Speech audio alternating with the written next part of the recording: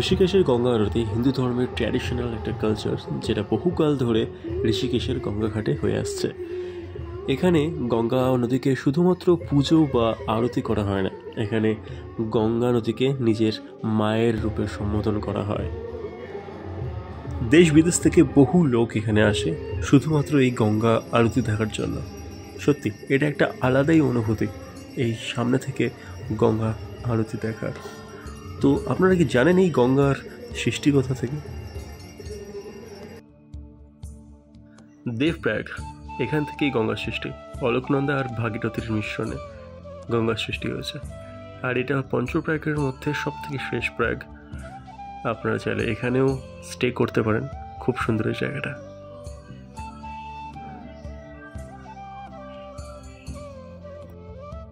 আমরা কেদারনাথ থেকে সকালবেলায় বেরিয়েছিলাম, দেন ঋষিকেশ পৌঁছে আগে আমরা একটা স্কুটার রেন্ট নিই, কারণ আমাদের পায়ের অবস্থা খুব খারাপ ছিল আর ইভিনিংয়ে খুব তাড়াতাড়ি আমাদের অনেক জায়গায় যেতে হতো।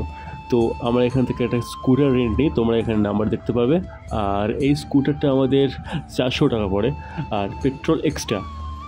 তো এখান থেকে স্কুটার রেন্ট নিয়ে আমরা সোজাসুজি চলে যাই আমাদের হোটেলে। এটা হচ্ছে হোটেল থেকে আমাদের রুম থেকে ভিউ। এখানে সামনেই গঙ্গা আরতি হয়, দেখতে পাচ্ছ তোমরা। আর এবার আমরা তাড়াতাড়ি যাব স্নান করতে। এখন ঘড়িতে বাজে 4টে, 4:30। স্নানের ঘাটটা আমাদের হোটেলের প্রায় পাশেই ছিল, কারণ তোমরা দেখতেই পেয়েছিলে যে আমাদের রুমটা একদম রিভারের পাশে। তো 5:30টার মধ্যে সব কিছু কমপ্লিট করে আমাদের আরতির ওখানে যেতে হবে। আর অলরেডি 4টে বেজে গেছে, মানে প্রায় 4:30টার কাছাকাছি। তো একটু তাড়াহুড়ো ছিল।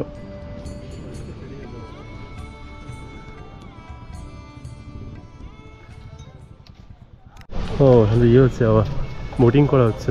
বোটিং না, রাফটিং হচ্ছে, রাফটিং। দেখে বালি আছে। তো আমরা এখন গঙ্গা স্নান করতে এসেছি। লক্ষ্মণ ঝুলা আছে পাশে, আর এখানে মন্দিরটায় আরতি হয়।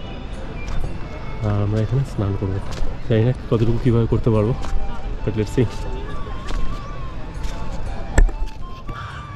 ঠান্ডা জল, ভাই 3টে ডুব পারবো, 3টে ডুব মার, ঠাকুরের নাম না, 3টে ডুব মার। হ্যাঁ নেই ইধার গঙ্গা নদীকে আমরা নিজের মা মনে করি। আর হিন্দু ধর্মে কথিত আছে যে গঙ্গা নদীতে স্নান করলে আত্মা পিউরিফাইড হয়, মানে শুদ্ধ হয় বা মোক্ষ লাভ করা যায়। তাই এখানে এসে এটাও আর বাদ দিলাম না। তো আমাদের গঙ্গা স্নান কমপ্লিট। এবার আমরা যাবো রুমে অ্যাজ ফাস্ট অ্যাজ পসিবল, দেন বেরোবো ঋষিকেশ ঘুরতে।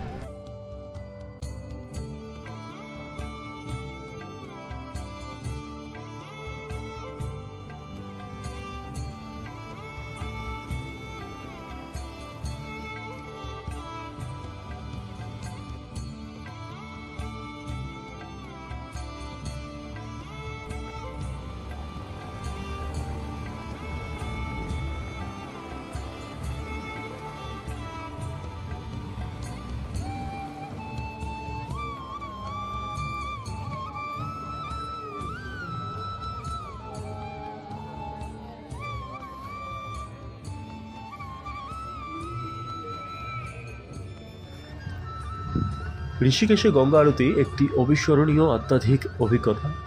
পবিত্র গঙ্গার তীরে অবস্থিত পরমর্থী নিকেতন আশ্রমে প্রতি সন্ধ্যায় প্রায় সূর্যাস্তর সময় 5:30টার সময় এই গঙ্গা আরতি শুরু হয়। আর প্রায় দেশ বিদেশ থেকে লক্ষ লক্ষ মানুষ এই আরতি দেখতে আসে। আর সত্যি এই সবাই মিলে একত্রিত হয়ে এই আরতি দেখার একটা অনুভূতি, যেটা বলে বোঝানো যাবে না। খুব সুন্দর লাগে এখানে।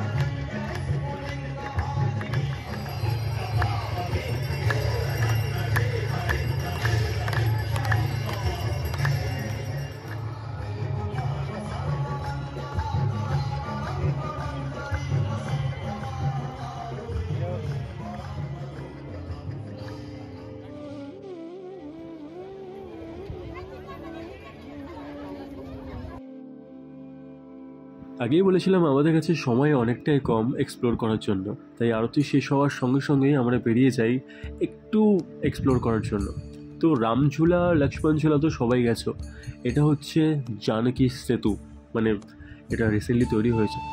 আর এটা ফার্স্ট 3rd লেন ব্রিজ, মানে সাসপেনশন সেতু, 274 মিটার লম্বা, যথেষ্টই বড় আর খুব মজবুত।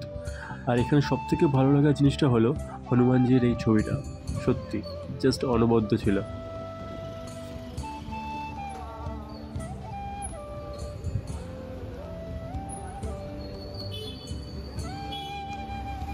আপনারা যদি এই দেবভূমি ঋষিকেশ বা হরিদ্বার এক্সপ্লোর করতে আসেন তাহলে একটু সময় নিয়ে আসবেন, কারণ এখানে দেখার জায়গা অনেক আর এখানকার খাবার দাবারও অনেক সুস্বাদু। যাই হোক, আমাদের অনেক রাত্রি হয়ে গেছে, তো এবার আমাদের হোটেলে ফিরতে হবে, কালকে সকালবেলা আমাদের ফ্লাইট। সো চলো।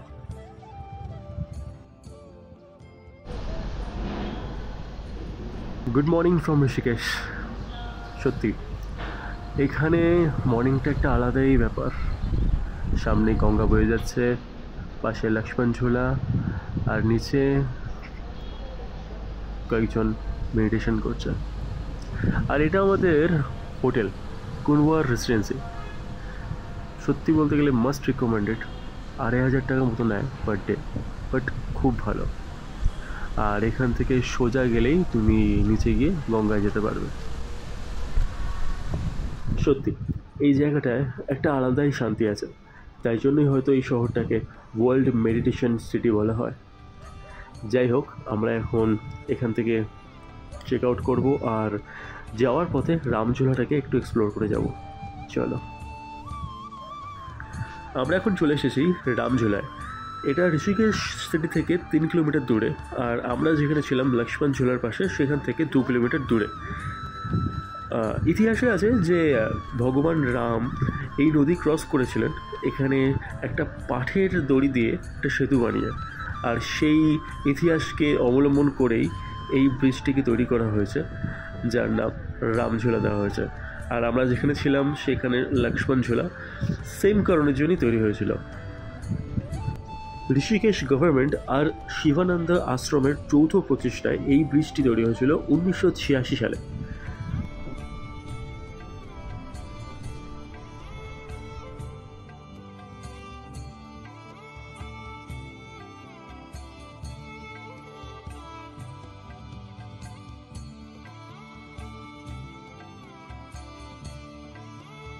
আমরা এখন ঋষিকেশ থেকে প্রায় বেরিয়ে গেছি, আর এখন আমরা যাচ্ছি দেরাদুন এয়ারপোর্টের দিকে। এখান থেকে প্রায় 15 কিলোমিটার ডিস্টেন্স, আর প্রায় আধ ঘন্টা সময় লাগে। আর যাওয়ার পথে আমরা রাজাজি ন্যাশনাল পার্কের প্রায় গা ঘেঁষে যাব। আমরা এখন রাজাজি ন্যাশনাল পার্কের গা ঘেঁষে যাচ্ছি, আর রাস্তার পাশে কিছু কিছু দূরেই সাইনবোর্ডে লেখা আছে যে গাড়ি আসতে চালান, কারণ যে কোনো সময় কোনো পশু এখান থেকে বা হাতি আসতে পারে, তো গাড়ি আসতে চালান। এই রাস্তাটা সকালবেলায় যতটাও সিকিওর, রাত্রেবেলায় প্রায় খুব কম গাড়ি এখান থেকে চলে।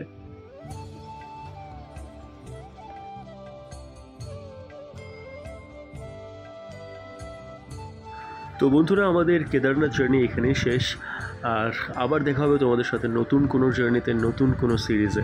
তো ততক্ষণের জন্য আমাদের চ্যানেলটাকে সাবস্ক্রাইব করো, শেয়ার করো, ভালো লাগলে বারবার দেখো।